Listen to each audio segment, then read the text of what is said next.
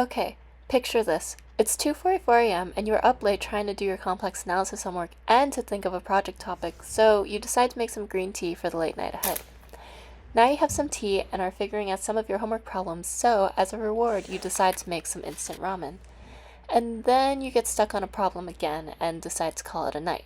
Defeated because you still haven't found a project topic, you go to brush your teeth when, all of a sudden, you realize the answer to all your problems has been right in front of you all along: water.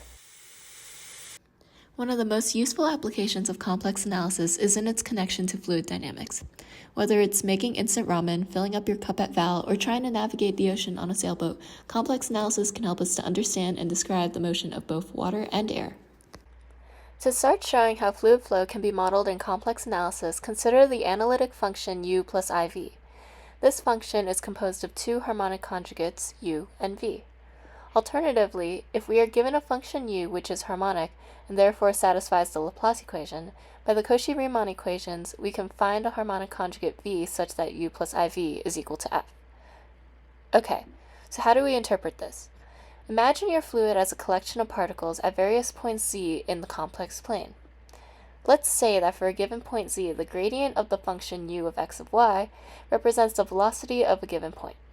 Let's use f of z equals z squared as an example.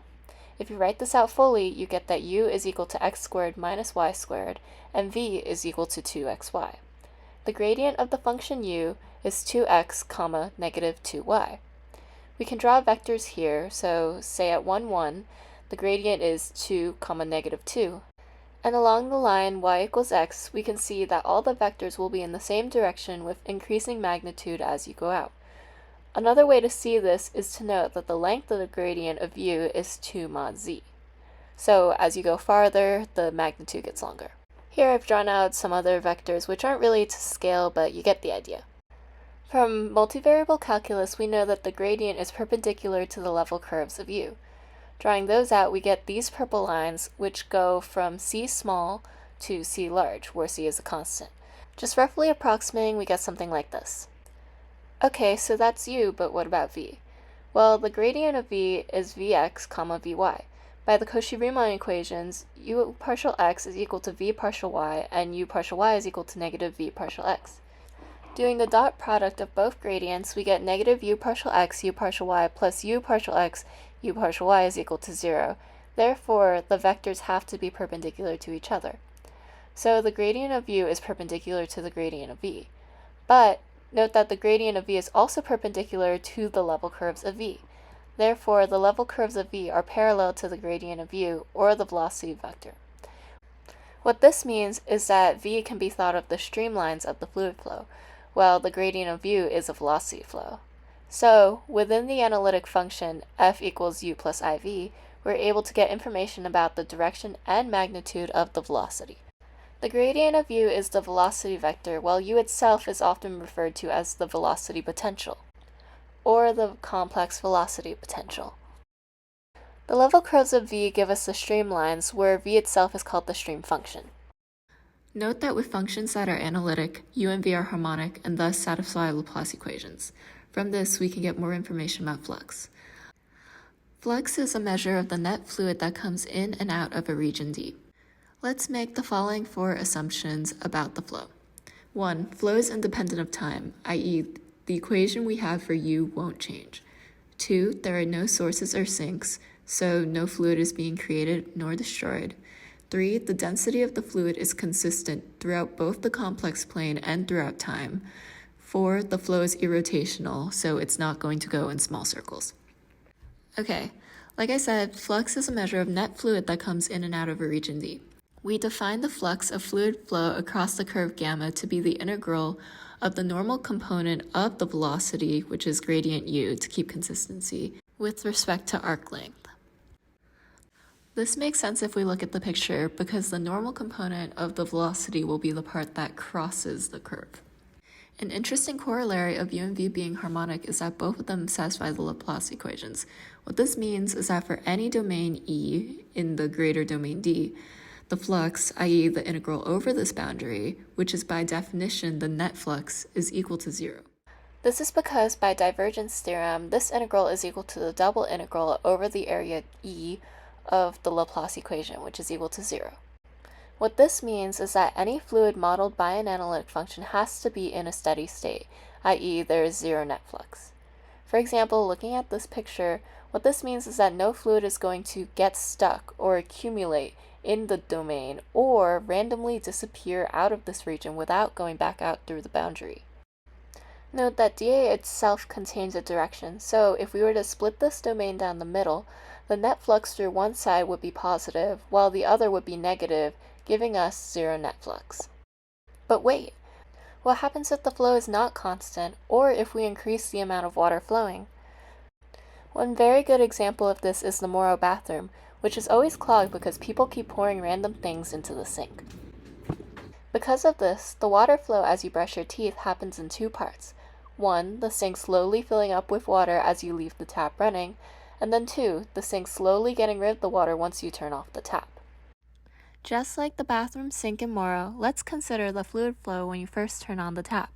Let's assume because the sink is clogged that the fluid is injected at a constant rate into the upper half plane. Because the rate is constant, the stream function, or v of x of y, as I've been referring to it, should be our harmonic function in the upper half plane that is constant on each of the boundary intervals, -infinity to 0 and 0 to positive infinity. It makes sense for the function to be given by v of x of y is equal to c arg z, where c is a constant. Then we must ask ourselves, what analytic function has arg z in its imaginary part? The answer is log z, so f of z is equal to c log z, or expanded is c times ln z plus I arg z. Thus, u of x of y is equal to c ln z, and the gradient of this, or the velocity, is given by 1 over z. This makes sense because the farther away from the source you go, the smaller your velocity becomes. The flux of the fluid flow entering or exiting at the origin is the increase of v along a small semicircle which we can call gamma, and this integral will give us pi times c. The reverse is also analogous.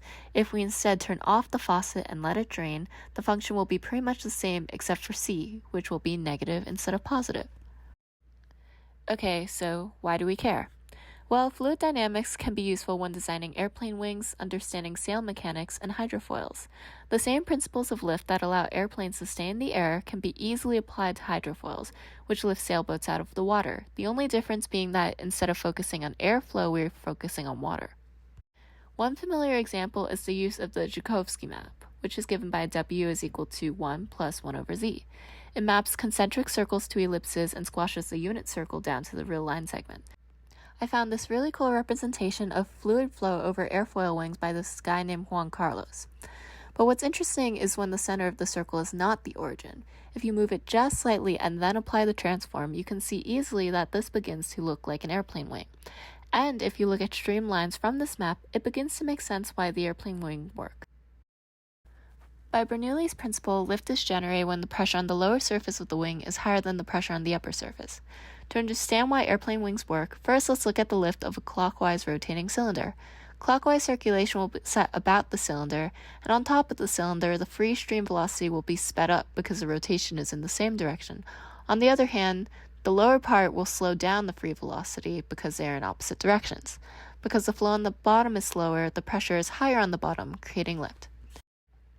In the case of an airfoil, at the very initial stage of the flow, two stagnation points set in.